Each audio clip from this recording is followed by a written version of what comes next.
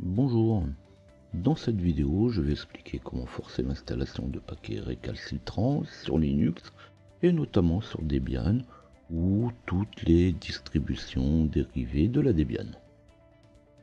Il est arrivé à tout le monde de vouloir installer un programme sur Linux et d'obtenir un message indiquant que le paquet ne peut pas être installé, et la raison pour laquelle les paquets ne peuvent pas être installés, c'est souvent à cause de dépendances non résolues, soit des dépendances trop vieilles déjà installées ou des récentes manquantes.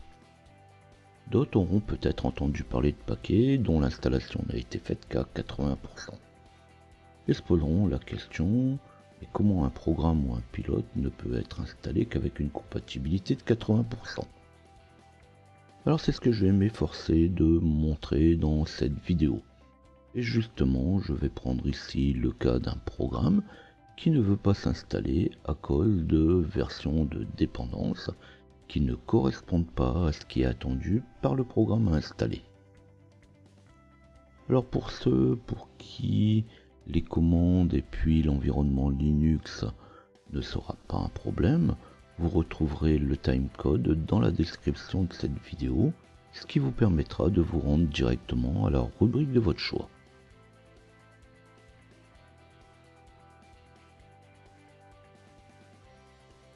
Alors il y a quelques jours de cela, j'ai voulu installer Remina. Donc Remina, c'est un programme de prise en main à distance.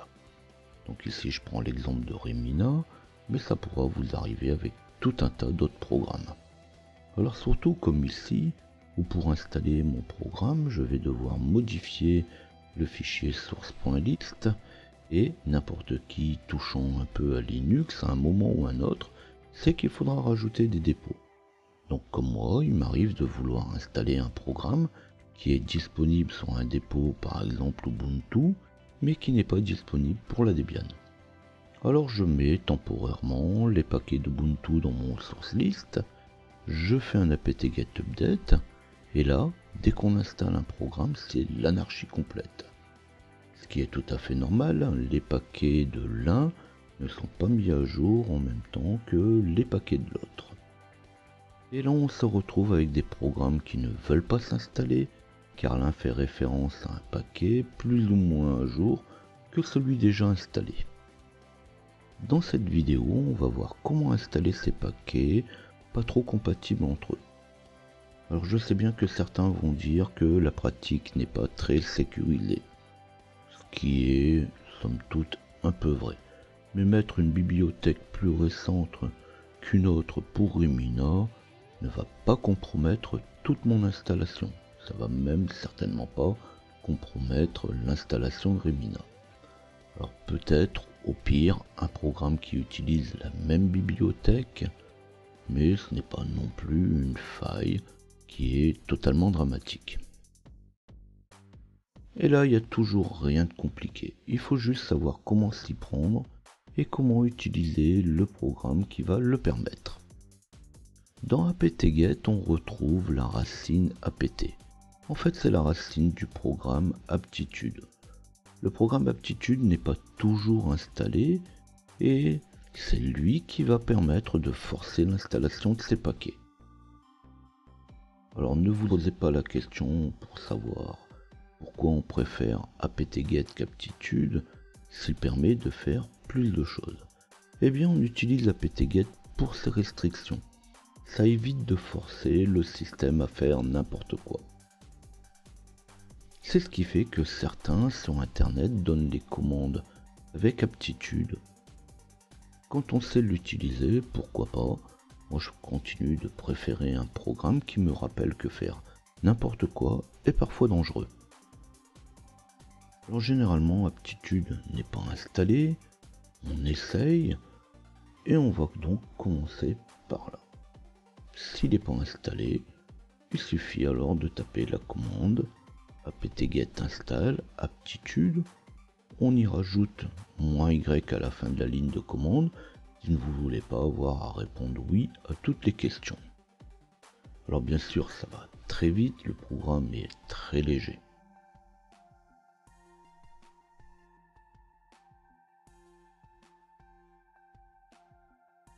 Aptitude lancée sans paramètres se comporterait un petit peu comme Yast sur une OpenSUL. Il propose une interface en mode texte dans laquelle on peut se diriger pour faire les choix sur les différents logiciels à installer. Alors pour le débutant qui se lance dans la ligne de commande, c'est quand même bien pratique. Quand on sait qu'il y a plus de 50 000 paquets disponibles sur une version standard, c'est-à-dire sans avoir bricolé le source list. Dès qu'on met des dépôts supplémentaires, ça augmente encore le nombre. De toute façon, 50 000 paquets, c'est compliqué de tout connaître tous les programmes et paquets que l'on peut installer.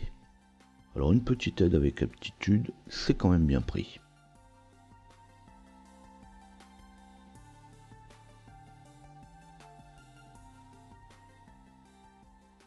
Alors je n'utilise pas Aptitude pour cette propriété d'interface texte, mais plus souvent pour installer les programmes récalcitrants, comme Remina dont je parlais un petit peu plus tôt.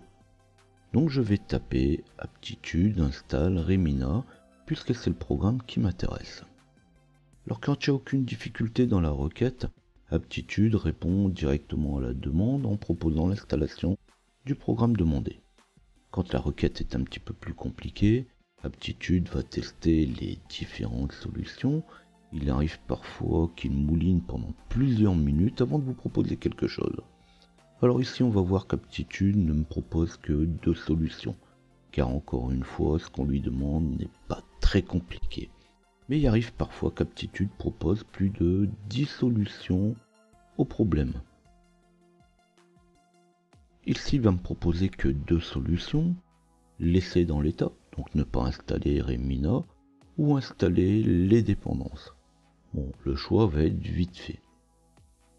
Mais quand on a 10 solutions de proposer, avec des solutions un petit peu tirées par les cheveux par moment, du style j'installe une autre dépendance, pour un autre programme qui va permettre d'installer une seconde dépendance plus compatible avec mon programme, bon là il faut pas s'étonner que parfois le système ait un peu de mal à redémarrer après. Plus il y a de solutions, plus elles sont compliquées, et si on ne dit pas tout, il faut pas s'étonner du résultat. Mais c'est quand même dans des cas extrêmes. La plupart du temps, ça va être comme ici, il va proposer soit de laisser en l'état, soit d'installer le programme avec une petite incompatibilité juste entre les dépendances.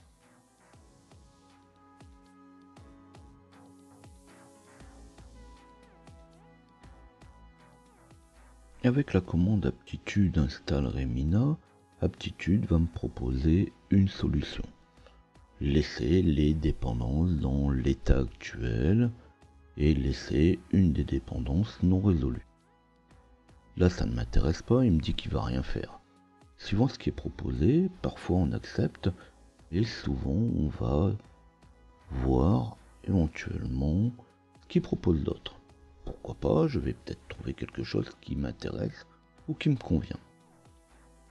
Sur la proposition d'accepter la solution, je vais choisir non ou quitter, mais quitter on sait où ça nous mène. Si je choisis oui, Aptitude va appliquer la solution proposée, c'est-à-dire ne rien mettre à jour et ne pas résoudre mon problème. Et là, ça va pas me mener plus loin. Et je recommence. Cette fois, je vais choisir non. Comme ça, Aptitude va pouvoir me proposer une autre solution si jamais il en reste une.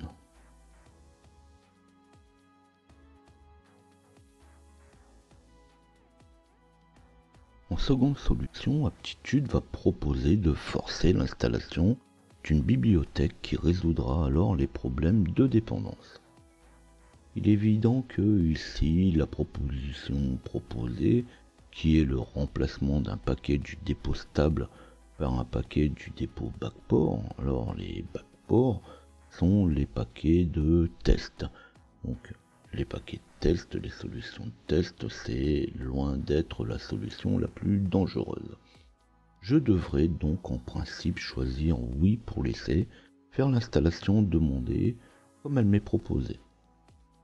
Comme il faut tout essayer et pourquoi pas voir si une autre solution serait proposée, on peut continuer en disant non. Mais là, le sujet n'est pas très compliqué. Aptitude va me dire qu'on a fait le tour de toutes les solutions proposées, donc je n'ai plus le choix. Soit j'accepte la dernière proposée, ou sinon je quitte. Alors l'idée est ici de montrer que je vais quand même arriver à installer Remina. Je vais donc finir par choisir oui pour l'installation de la nouvelle bibliothèque. Dès lors que je choisis oui, il sera demandé de confirmer l'installation des différents paquets, mais ça se passe tout comme on le fait pour toute installation d'habitude. Pour la suite, l'installation du programme se fera normalement.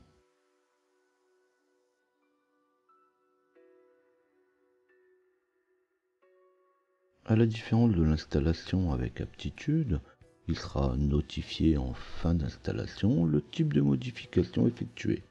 Donc rien à dire là-dessus, de toute façon ça reste une notification.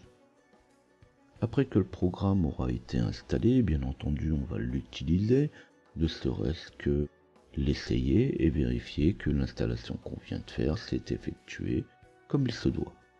Pour l'utilisation du programme lui-même, ça dépend bien sûr du programme qui a été installé.